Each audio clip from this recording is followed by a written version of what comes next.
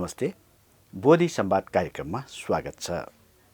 विभिन्न क्षेत्रका व्यक्तित्वहरूलाई यस स्टुडियोमा निम्तो गरेर हामी उहाँहरूसँग विविध विषयमा कुराकानी गर्ने कार्यक्रम हो बोधि संवाद। यसै क्रममा आज हामीले बौद्ध धर्म क्षेत्रको एक संस्था बौद्ध दर्शन प्रवर्धन तथा गुम्बा विकास समितिका कार्यकारी निर्देशक होमबहादुर दोङज्यूलाई यस स्टुडियोमा निम्त्याएका छौँ। स्वागत छ यस बोधि संवाद कार्यक्रममा। नमस्कार, धन्यवाद। नमस्कार। सबैभन्दा पहिला यस बौद्ध दर्शन प्रवर्धन तथा गुम्बा विकास समिति यसको बारे केही बताइदिनुहुन्छ कि? हजुर, धन्यवाद। बौद्ध धर्म दर्शन प्रवर्धन तथा गुम्बा विकास समिति भनेको पुरानो एउटा बुद्ध दर्शन प्रवर्धन गर्नका लागि स्थापना भएको एउटा नेपाल सरकारको संस्था हो। सुरुमा विशुद्ध रूपमा चाहिँ लामा गुरुहरू स्पेसली हिमाली बुद्धिज्मको लागि हिमाली बुद्धिज्मलाई प्रवर्धन गर्नको लागि स्थापना भएको हो भने हाल यो संस्थाको चाहिँ नेपालमा रहेका जति पनि बुद्ध धर्म मान्ने जति पनि यानहरू छन् ती समग्र यानहरू सम्पूर्ण बौद्ध धर्मको प्रवर्धन गर्नका लागि नै स्थापना भएको हो भन्ने कुरा म यहाँलाई जानकारी गराउँछु। यो बौद्ध दर्शन प्रवर्धनमा हजुर, तपाईँ यस समितिमा कार्यकारी निर्देशक भएर आइसकेपछि तपाईँले भावी योजनाहरू के बनाउनु भएको छ त्यसबारे केही बताइदिनुहुन्छ कि? वास्तवमा जति यो संस्थाले अहिलेसम्म जति स्थापना कालदेखि जति कामहरू गरेर आइरहेको छ त्यसमा दुईटा पाटोलाई हेर्नुपर्ने अवस्था मैले देखेँ। एउटा पाटो बौद्ध दर्शनसँग जोडिएको छ भने अर्को पाटो भनेको विभिन्न किसिमका गुम्बा बाहाबही अनि पुरातात्विक महत्त्वका धार्मिक सम्पदाहरूको संरक्षण गर्नुपर्ने कुराहरू छन्। यहाँ दुईटा पाटो जोडिएको हुनाले ती दुईटै पाटोलाई सँगसँगै कसरी अगाडि बढाउने भन्ने खालका योजनाहरू हामीले तयार गरेका छौँ। त्यसमध्ये हामीले पुरातात्विक महत्त्वका धार्मिक स्थलहरूलाई संरक्षण गर्नका लागि नेपालमा सबभन्दा पहिलेका पुराना गुम्बाहरू अहिले एकदम जीर्ण अवस्थामा रहेका छन्। तिब्बतको साम्य गुम्बाभन्दा अगाडि बनेको भनेको मुस्ताङको लोहगेकर गुम्बा भन्ने कुरा बौद्ध साहित्यमा उल्लेख भएका गुम्बा छन्। त्यो गुम्बाको स्थिति भनेको अहिले जीर्ण अवस्थामा रहेको छ। त्यसको लागि संरक्षण गर्नका लागि हामी आउने बित्तिकै सबभन्दा पहिले ती पुराना गुम्बाहरू लोहगेकर ताबलेजुङको डिके छिलिङ लगायतका गुम्बाहरूको चाहिँ सबभन्दा फर्स्ट प्रायोरिटी दिउँ। त्यसको साथसाथै नयाँ ठाउँमा अति आवश्यक ठाउँमा गुम्बा निर्माण गर्ने र पुरानो गुम्बाहरूलाई संरक्षण गर्ने हाम्रो त्यो उद्देश्यका साथ हामीले योजनाहरू मन्त्रालयमा पेश गरेका छौँ।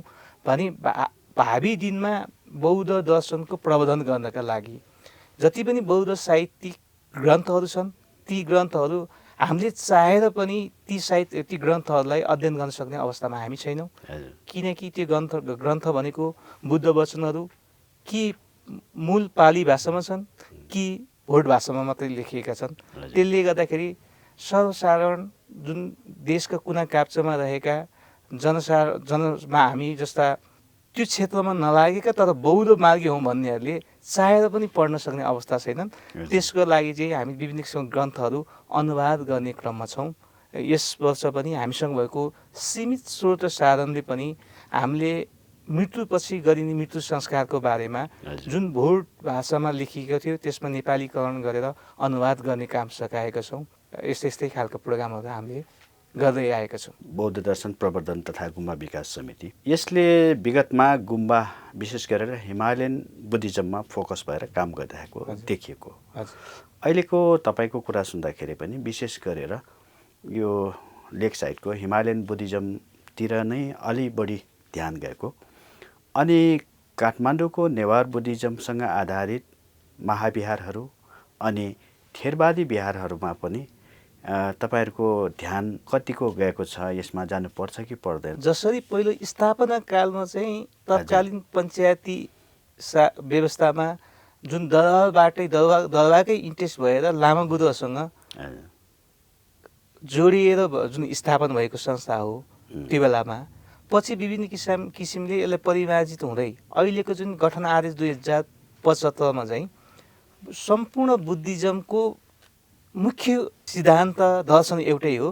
त्यस कारणले जति पनि यहाँ दर्शनहरू छन् तति श्रावकयान थेरावाद, त्यस पछाडि वज्रयान, त्यस पछाडि महायान, यी सबैहरूलाई एकसाथ साथै प्रमोसन गर्नुपर्छ भन्ने खालको ऊ आइसके पछाडि ती सम्पूर्ण सम्प्रदायबाट चाहिँ प्रतिनिधित्व हुने गरी पनि बोर्ड गठन गरिएको छ। त्यसले गर्दाखेरि यो काठमाडौँ उपत्यकामा स्पेसली नेवारी बुद्धिज्म, ताकि नेवारी बुद्धिज्म भन्दा पनि विशुद्ध रूपमा वज्रयानसँग जोडिएका कुरा छन्।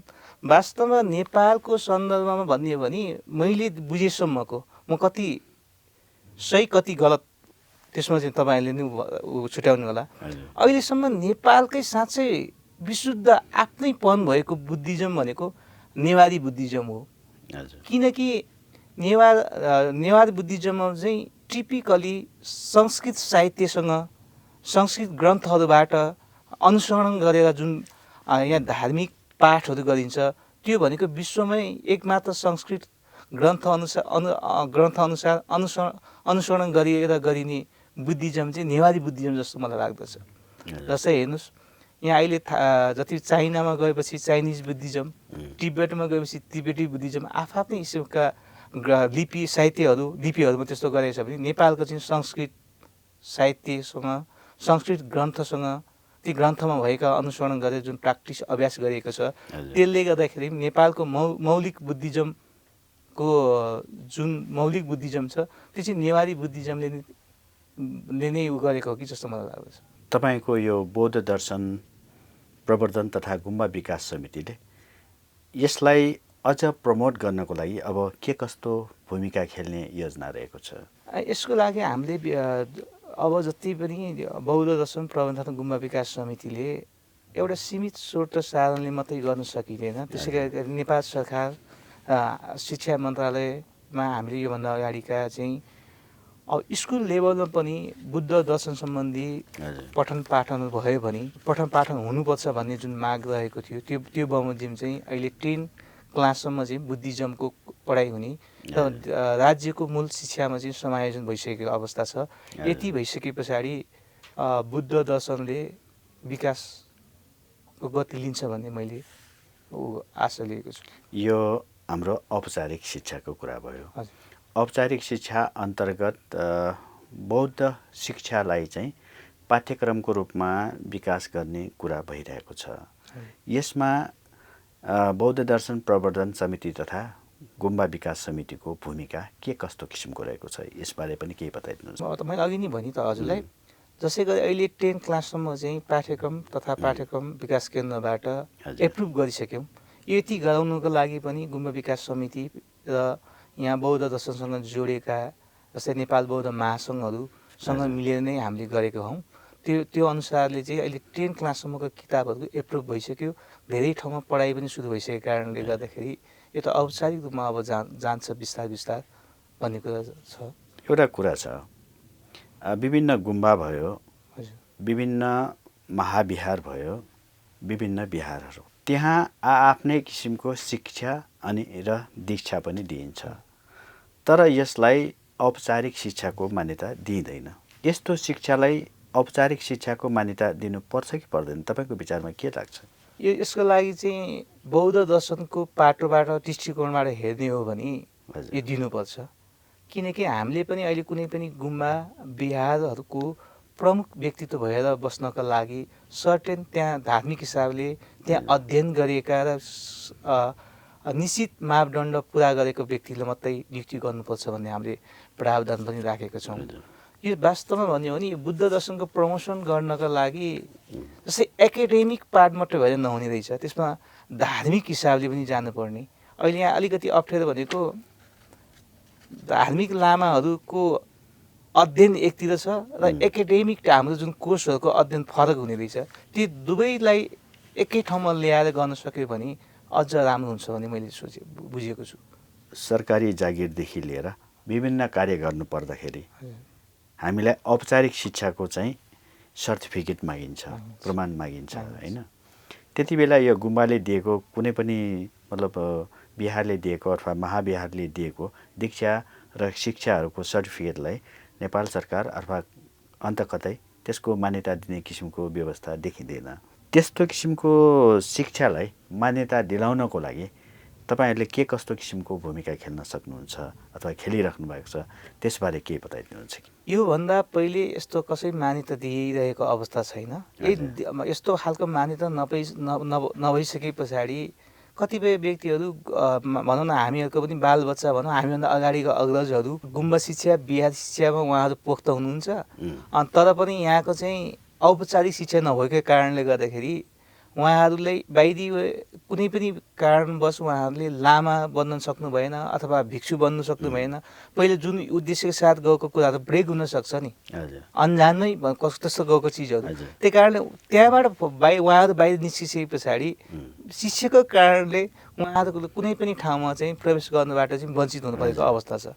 त्यसै भएर अहिले हामीले चाहिँ सुरुवातैदेखि नै यो बुद्धिज्मको चाहिँ क्लास चाहिँ स्कुल लेभलबाट नै लान सक्यौँ भने यदि कुनै पनि व्यक्तिले लामा भिक्षु बन्न नसकेको अवस्थामा उहाँहरूसँग शिक्षा छ भने उहाँहरूको शिक्षाको कारणले या नेपाल सरकारको अथवा लोकसेवा आयोगको कुनै पनि उसमा पोजिसनमा लड्न फाइट गर्न प्रतिस्पर्धा गर्न सक्नुहुन्छ।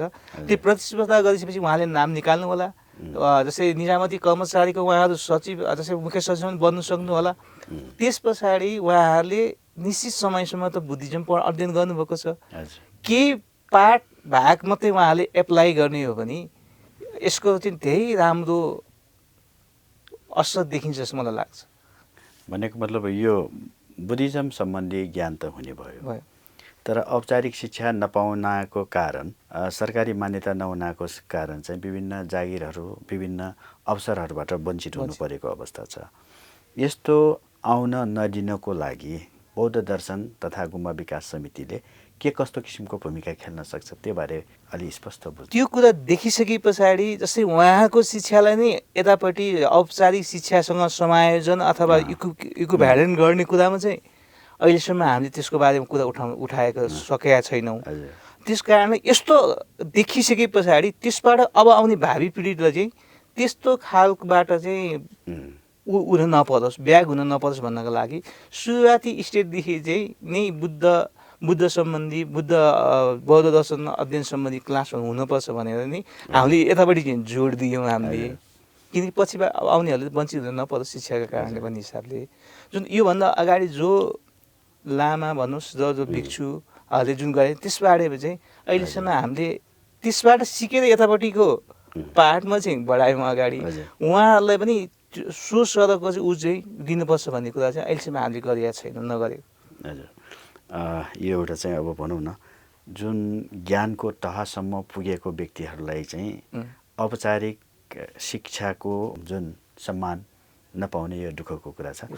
नेपालमा विभिन्न यो बौद्ध धर्मका सङ्घ संस्थाहरू छन्। यी विभिन्न सङ्घ संस्थाहरूसँग तपाईँको समितिले के कस्तो किसिमको सहकार्य अथवा चाहिँ समन्वयकारी भूमिका खेलिरहनु भएको छ यसबारे केही बताइदिनुहुन्छ कि? बौद्ध धर्म दर्शनसँग जोडिएका सङ्घ संस्था धेरै सङ्घ संस्था छन् यहाँ। जति जस्तै नेपाल बौद्ध महासङ्घ त्यस्तै यो भिक्षु सङ्घहरू छन् उहाँहरूसँग चाहिँ हामीले समन्वय गरिरहेका छौँ। जस्तै अहिले विगत केही समय अगाडि बाहिरी चक्रपथ विस्तार गर्ने क्रममा स्वयम्भूमा रहेको बुद्ध पार्कमा रहेको बुद्ध पार्क पढ्ने हो। त्यसपछि भत्किने भए पछाडि यो विश्व सम्पदा सूचीमा परेको यो ठाउँको चाहिँ यो चाहिँ बाट चाहिँ उ गर्नुपर्छ भनेर हामीले बौद्ध महासङ्घ लगायतसँग समन्वय गरेर हामीले सम्बन्धित निकायमा गएर कुराहरू राख्दाखेरि अहिलेको अवस्थामा त्यो बेला त्यस पछाडि चाहिँ नभत्किने अवस्थामा पुगेको छ। र त्यो बाहेक बौद्ध शिक्षालाई गाउँ गाउँसम्म लानका लागि बौद्ध विभिन्न ठाउँमा प्रवचनहरू दिनका लागि उहाँसँग समन्वय गरेर हाम्रो तर्फबाट गर्ने कामहरू हामी गरिरहेका छौँ। यो चाहिँ राम्रै कुरा भयो।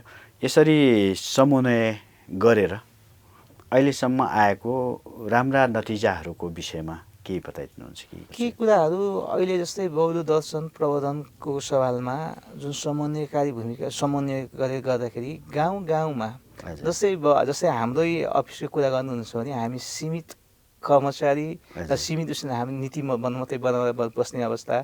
अनि जस्तै हामीले अहिले देश दर्शन कार्यक्रमहरू गर्छौँ। त्यसको लागि तल्लो लेभलसम्म चाहिँ यहाँ जति पनि यहाँ माथि भएका गुरुसँग भएको ज्ञानहरू तल्लो लेभलसम्म लानका लागि हामीले उहाँसँग समन्वय गरेर नै हामी त्यो विभिन्न ठाउँ छनौट गरेर त्यहाँसँग त्यो कतिपय कुरा यस्तो देखेँ कि मैले त हामी भनेको वास्तवमा यो गुम्बा विकास समिति भनेको एउटा पुलको काम मात्रै गरिराखेका छौँ। स्थानीय तहमा चाहिँ धेरै अहिले स्थानीय तहमा वास्तवमै भन्नु भने यो बुद्ध धर्म दर्शनलाई उहाँहरूले बचाइराख्नको लागि आफ्नो त्यो रिचुअल पार्टहरू भयो भने एक हिसाबले उहाँले जोगाइराख्नु भएको छ। तर उहाँसँग धेरै नलेजहरू भएको गुरुहरूसँग उहाँको सम्पर्क हुन नसक्ने।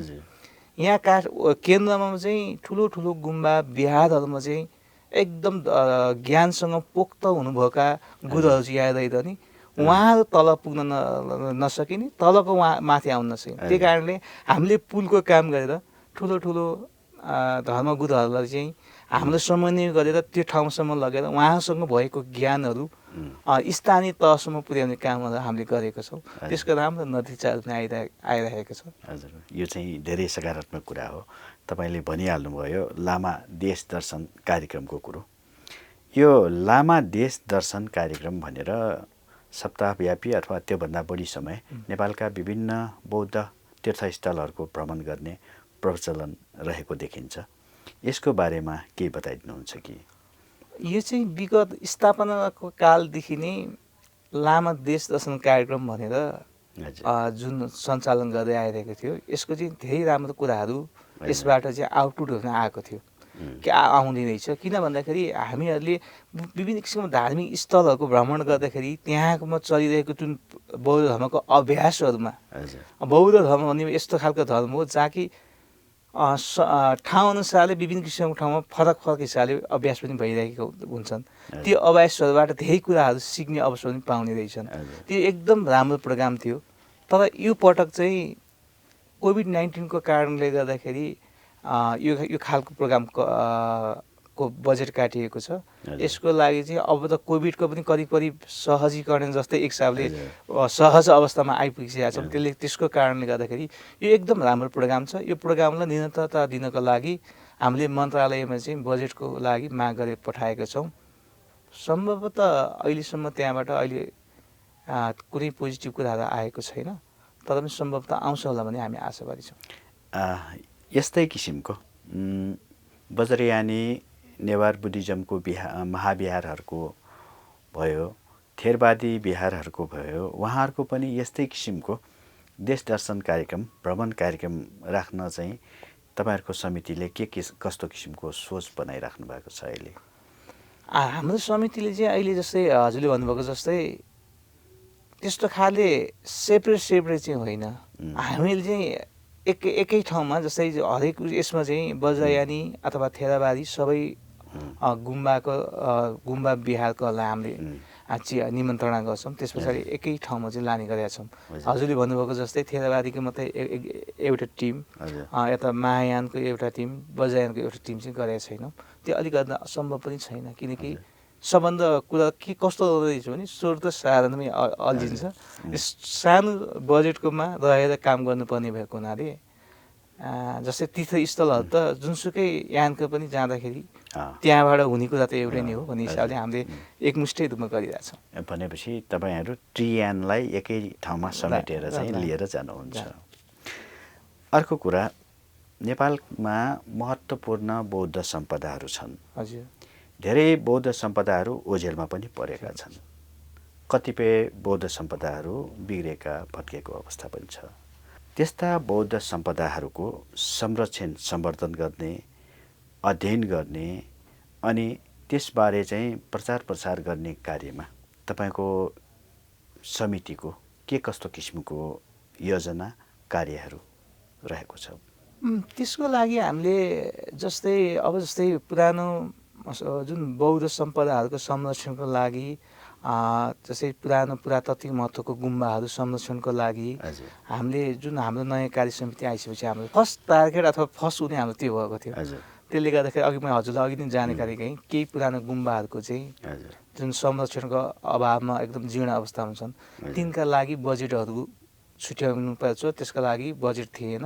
त्यसपछि हामीले मन्त्रालयमा पनि लेखेर पठायौँ र त्यस पछाडि स्थानीय तहहरूबाट पनि पर्यटन मन्त्रालयसँग स्थानीय साझेदारी कार्यक्रम अन्तर्गत पनि कार्यक्रम अगाडि बढाइएको थियो। त्यही अनुसारले नै यसपालि सबभन्दा नेपालकै पुरानो पनि नभनौँ, अहिलेसम्म चाहिँ हामी पुरानै मान्दछौँ। जस्तै मुस्ताङको लोगेगर गुम्बा भन्ने छन्, त्यो गुम्बाका लागि चाहिँ स्थानीय तह र पर्यटन मन्त्रालयको साझेदारीमा चाहिँ अहिलेमा अस्ति मात्रै मन्त्रालयबाट चाहिँ रकम विनियोजन भएको छ, करिब 4 करोड चान्चुनको। त्यो एउटा राम्रो पक्ष हो। त्यसै गरी हामीले जो तपाईँ हजुरले भन्नुभयो पुरानो सम्पदा मात्रै होइन, यहाँ त धेरै चिजहरू बौद्ध धर्मसँग जोडिएका धार्मिक पवित्र स्थलहरू लुकेर रहेको छ। त्यो कुराहरूलाई अहिले उजागर गर्न सकिरहेको अवस्था छैन।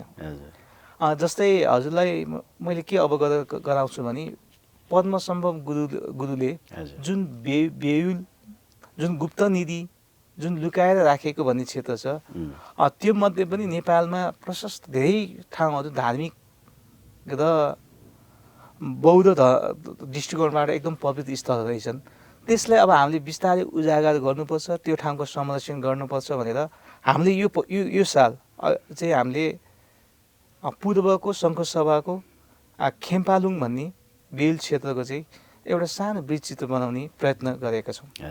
यहाँसम्म पुग्दाखेरि हामी यो सम्पदा संरक्षण, बौद्ध सम्पदाको अध्ययनदेखि लिएर ती सम्पदाहरूको संरक्षण अनि त्यसको प्रचार प्रसारमा समेत जाने कुरा आयो है।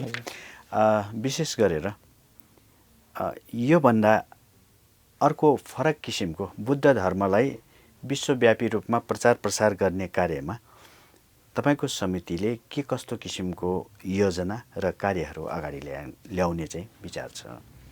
अहिले मैले हामीले चाहिँ समितिले अब विश्वव्यापी रूपमा जुन त हजुरले कुरा गर्नु, विश्वव्यापी रूपमा पठाउने भन्दा जुन सम्म त्यो प्रचारको कुरा छ नि, जबसम्म लाग्छ यो बौद्ध दर्शन, बुद्ध दर्शन, बौद्ध दर्शन, यो दर्शन भनेको एउटा साइन्सभन्दा पनि अगाडि, विज्ञानभन्दा पनि अगाडि मलाई लाग्दछ यो बौद्ध दर्शन भन्दा पछाडि विज्ञान छ जस्तो लाग्छ। किनकि जति पनि अब आजभन्दा 2600 वर्ष अगाडि भगवान् बुद्धले जुन प्रतिपादन गर्नुभएको जुन यो बुद्ध दर्शन छ, ऊ बेलामा त्यस समयमा जुन उहाँले प्रतिपादन गरेको संसारको त्रिलक्षण, संसार अनित्य, दुःख र अनात्म छ भनेको छ। हो त्यो बेलामा जुन प्रतिपादन भएको दर्शन पछाडि अहिले साइन्सले के भनिरहेछ, त्यो कुरा चाहिँ अहिले साइन्सले धमाधम त्यसकोसँग साइन्सले पत्ता लाग्दैछ। यो संसार अनित्य छ भन्ने कुरा अहिले विज्ञानले प्रमाणित गर्दैछ। पहिलो पृथ्वी गोलो छ भन्थ्यो, अहिले पृथ्वी गोलो होइन चेप्टो छ भन्ने कुरो साइन्सले प्रमाणित गरिरहेछ। जस्तै अनित्यको कुरा अहिले साइन्सले प्रमाणित गर्दै ल्याउँदैछ। यो संसारमा यो जगतमा कुनै दिन दुईटा सूर्य देख्दाखेरि अचम्म मान्नु पर्दैन भन्ने कुरा साइन्सले गरिसक्यो। त्यो अनित्यकै कुरा हो।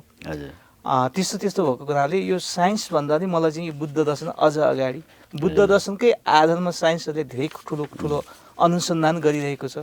त्यसले गर्दाखेरि यस्तो खालको दर्शन प्रतिपादन गर्ने महामानव अथवा भगवान् बुद्ध जुन हामी भनेर पुग्छौँ को देश नेपालको पवित्र स्थल लुम्बिनीमा जन्मनु भयो। त्यसको अलावा त्योभन्दा पछाडि गुरु पद्मसम्भव जस्ता सिद्ध गुरुहरू जन्मनु भयो। उहाँहरूले यहाँ यो भूमिमा चाहिँ धेरै किसिमको ध्यानहरू गरेर धेरै बुद्धत्वसम्म प्राप्त गर्नुभयो उहाँले पनि। किनकि उहाँलाई त निर्माणकाय, बुद्धको निर्माणकाय भन्ने गरिन्छ। उहाँले नेपालमा धेरै ठाउँको भ्रमण गरेर धेरै ज्ञानहरू प्राप्त गर्नुभएको छ। उहाँले प्राप्त गर्नुभएको ज्ञान प्राप्त गर्नुभएको ठाउँलाई मात्रै हामीले उजागर गर्न सक्ने हो भने विश्वमा चिनाउन सकिन्छ नेपाललाई भन्ने कुरा छ। चिनाउने भनेको यो ठाउँको बारेमा उजागर गर्नु पर्यो, त्यस पछाडि विश्वमा चिनाउन सकिन्छ। हामीले बुद्धवाद बनी नेपाल मात्रै भनेर हुने चाहिँ केही हुन्छ जस्तो मलाई केही लाग्दैन। किनकि हामीले गर्नु पर्यो त्यो कुराहरू चाहिँ। त्यसको लागि चाहिँ अब हामीले चाहिँ अघि मैले हजुरलाई भने खेम्पालुङको चाहिँ वृत्तचित्र तयार गर्दैछौँ। जस्तै फर्बिङमा सबै गुरु पद्मसम्भवले ध्यान गरेर बुद्धत्व प्राप्त गर्नुभएको ठाउँ, त्यो ठाउँको लागि चाहिँ हामी यी काठमाडौँ नजिकको मान्छेलाई बुद्ध धर्म मार्गी र बुद्ध धर्म फलो गर्ने मान्छेलाई सुत्त थाहा छैन। त्यसको लागि चाहिँ हाम्रो समितिहरूले चाहिँ त्यो ठाउँमा केन्द्रीय गुम्बा बनाउनुपर्छ गुरु पद्मसम्भवको नाममा। त्यस्तो कुराहरू ताकि गुरु पद्मसम्भवको चाहिँ के पनि छ भने हरेक छेउहरूमा चाहे छेउहरूमा उहाँले कुन कुन ठाउँमा चाहिँ ध्यान गरेर कुन कुन किसिमका उहाँको प्राप्त गर्नुभयो भन्ने कुरा छ। त्यो उल्लेख भएको कुराहरूलाई हामीले त्यहाँ उजागर गर्न सक्यौँ भने, त्यसको लागि प्रचार गर्न सक्यौँ भने अभियसली धार्मिक पर्यटक पनि बढ्नेछ।